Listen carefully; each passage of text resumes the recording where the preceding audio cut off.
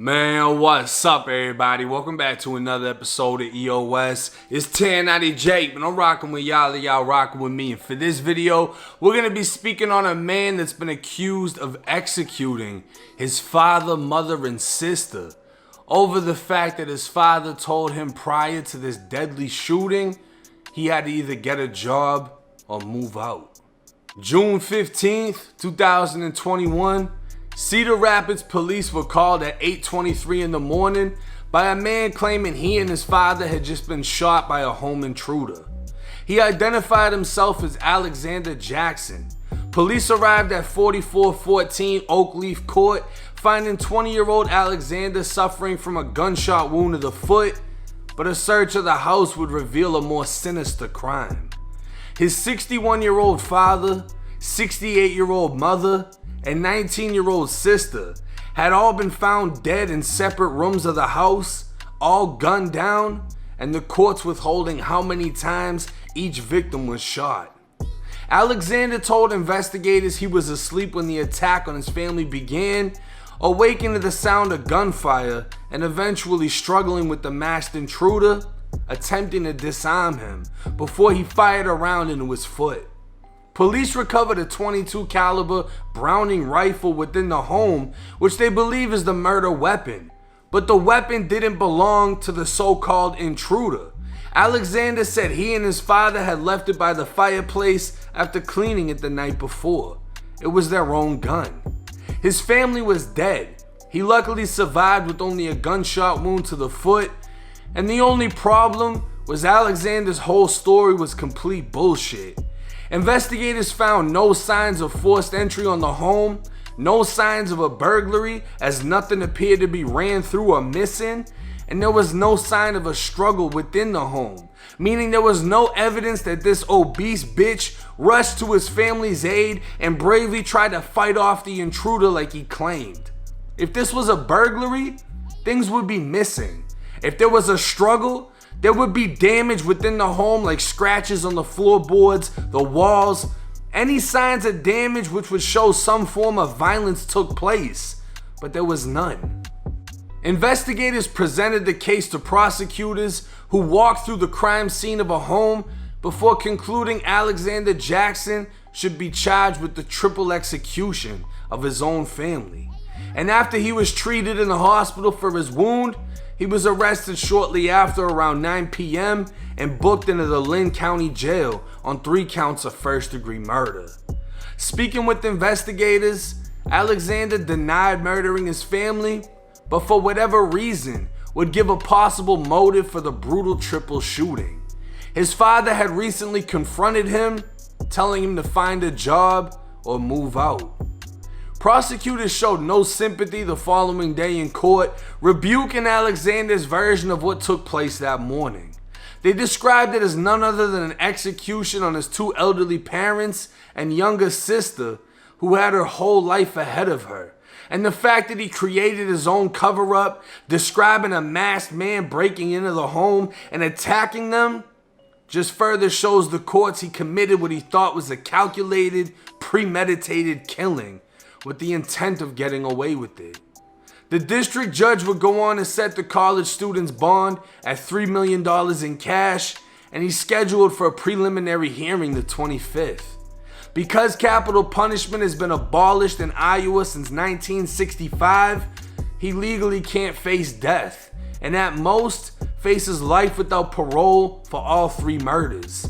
But that doesn't mean if convicted, he won't face penitentiary punishment, which can be much worse than what any judge can apply. Now they got this fat bitch on a Zoom call with the yellow turtle suit, the suicide suit. Sometimes they put shooters in it just to put a shooter in it, you know what I mean? Everybody was talking about Pooh Shiesty in the green suit. Nobody talked about the baby's homeboy, the other rapper that got popped for the shooting. He was in the green suit. If you look up Miami shootings, a lot of the shooters end up in suicide suits, you know what I mean? But for this kid, he's probably, trying to fake the funk, go the suicidal route, go the crazy route.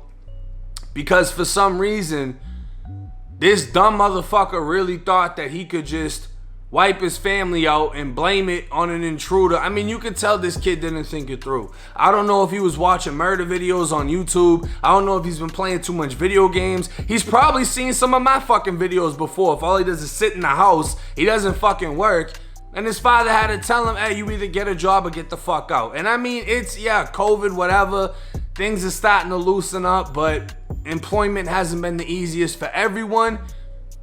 But for the father to say something like that, I'm sure this kid wasn't the most proactive kid. You know what I mean? But the fact that he would take it upon himself to arm himself with the family's own gun and then execute them in 3 separate rooms, the details were limited with this case. I can only imagine that he did it early in the morning and he caught them while they were sleeping. Whoever he shot first most likely went out peacefully, because the gunshot, even though it's a .22, it's inside of a fucking house. That shit's gonna bang, there's gonna be an echo, your ears are gonna ring, and the 2 other people would have woken up. Probably shocked, not sure what the fuck they just heard, until he walks in and ends their life. Now, what do I think will happen to this kid? I don't know, because I don't know about Iowa politics. And to be honest with you, a lot of y'all will feel enraged when you hear about people killing their own family, killing kids, etc. To surprise y'all, when I was in prison, in my own experience, most people don't give a fuck if you're in prison for doing that. Oh, you killed your own family? Oh yeah, you're a sick fuck. You know what I mean? And people that look like him, even though they've killed 3 people, get bullied inside of prison, get smacked, get their canteen taken. Some of them even get fucked if they end up in the wrong spot with the wrong person around them. A lot of them, they kill victims. They kill people that they can kill. They're not going to kill somebody that's an actual challenge. And, you know, killing somebody that doesn't hold weight in prison, nobody's gonna look at you like, oh my God. Like, you might get that type of attention in county, like, oh yeah, he's in here for a body, that's a bad motherfucker, this and that. In prison, nobody gives a shit, because 1, prison is violent as fuck.